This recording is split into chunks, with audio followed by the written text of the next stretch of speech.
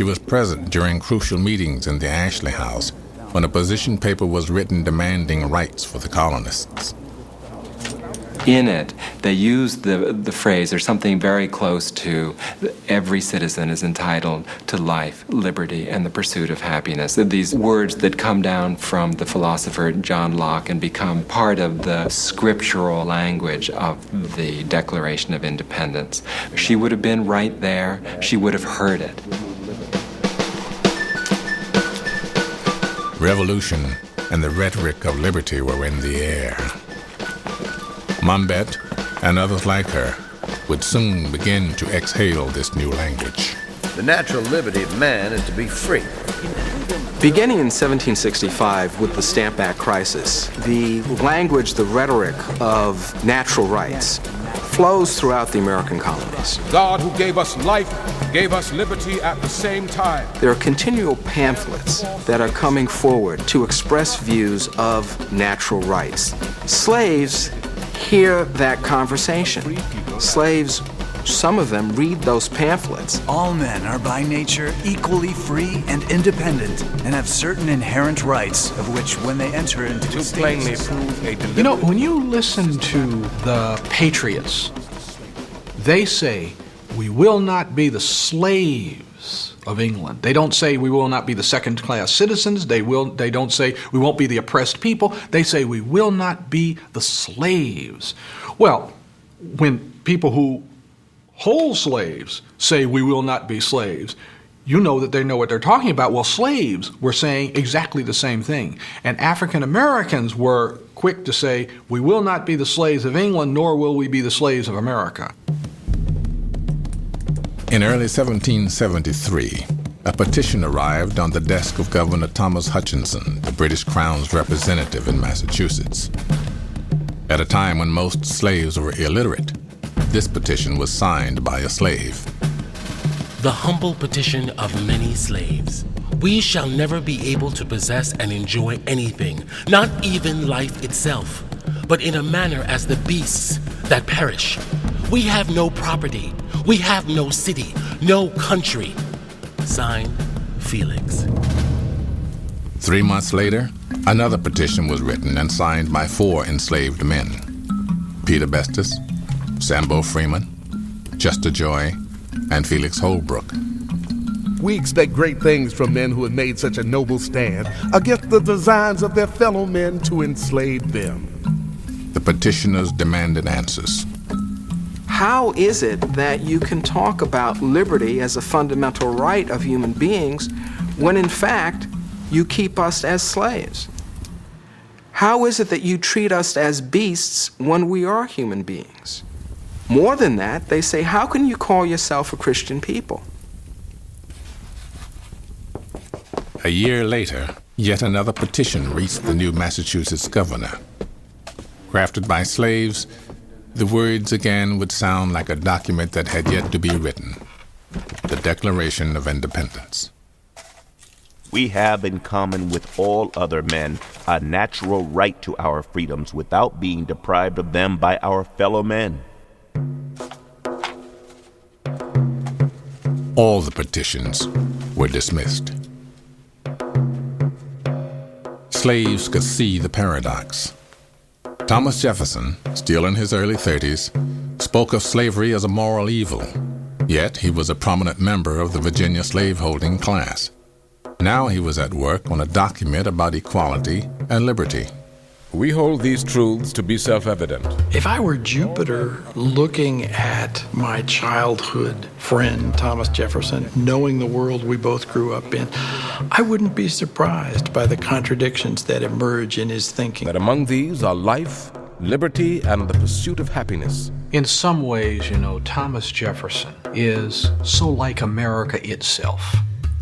Thomas Jefferson expresses opinions in the Declaration of Independence that are wonderful examples of fairness, of a belief in human dignity and human freedom. Yet Thomas Jefferson is so contradictory, because the man who writes the Declaration of Independence is the man that holds at one point almost 250 slaves or more. The country that says to the world we bring ourselves into existence on the principle of human freedom is the country that is in many ways founded on the principle of human slavery, supported by that principle. That's a pretty substantial contradiction. April 1775. Open warfare broke out. Black people began choosing sides. In the North, some 5,000 black men joined and mixed in all-black regiments to fight on the side of the Patriots. Some fought as Minutemen in the earliest battles of the war. Black soldiers were badly needed because some white colonists were reluctant to serve. Initially, General Washington resisted arming black men. For white Americans everywhere, the image of a black soldier toting a gun evokes a totally disordered society, the complete disordering of the old society. Washington relented when he heard what was happening further south. Word was spreading that the British were going to offer freedom to slaves who joined their side. In November 1775, Lord Dunmore, the Royal Governor of Virginia, issued a proclamation offering freedom to enslaved people who fled to the British, who joined his Ethiopian Corps. It has a tremendous effect, and word spreads to other colonies. It was the rumor of Lord Dunmore's proclamation that probably inspired Titus to run away. After a stint in Dunmore's Ethiopian regiment, Titus returned to the Monmouth, New Jersey countryside. This time, he was leading a guerrilla band of black and white raiders fighting for the British. Only now, he was known as Colonel Ty.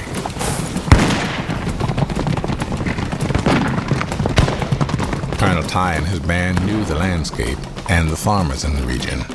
They raided property and carried off cattle and clothing to deliver to British troops. They terrorized their former owners and kidnapped key Patriot farmers.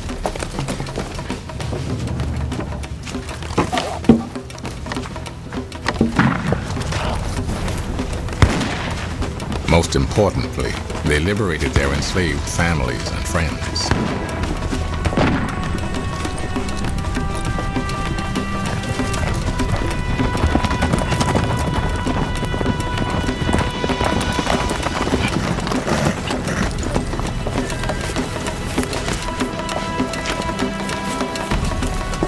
New York was the cockpit of the revolution. Colonel Ty was acting on a local level, but his actions had continental importance. During a battle in September 1780, Colonel Ty took a bullet in his wrist. Within days, he died. Only 26 years old, he had fought in the Revolution for 5 years.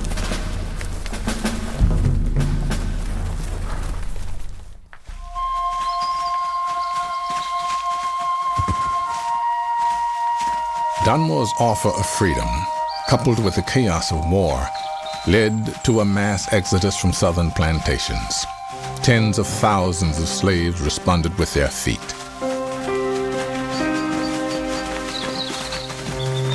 The risks were huge.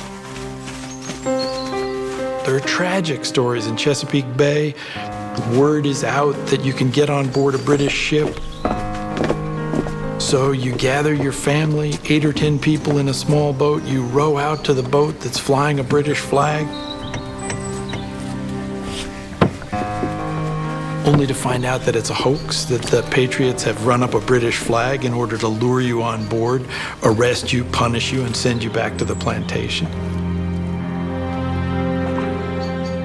It's stories like that that break your heart. Those slaves that reached the British forces were assigned the most arduous tasks: building fortifications, hauling heavy equipment, digging ditches.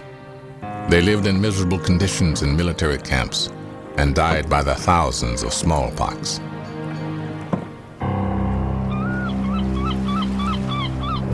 At the end of the war, thousands of former slaves were transported to freedom by the British. Many others were freed by fighting for the Patriots. No other event until the Civil War would liberate so many slaves. The point in all this is that whether African Americans fought for the American cause or whether they fought for the British cause, they were fighting for the central cause of freedom. That's what African Americans were fighting for. For them, the revolution really was a freedom struggle.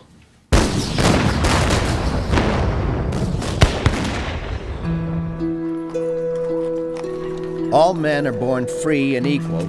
As the war was coming to an end, colonies began to write new constitutions. The right of enjoying and defending their lives and liberties.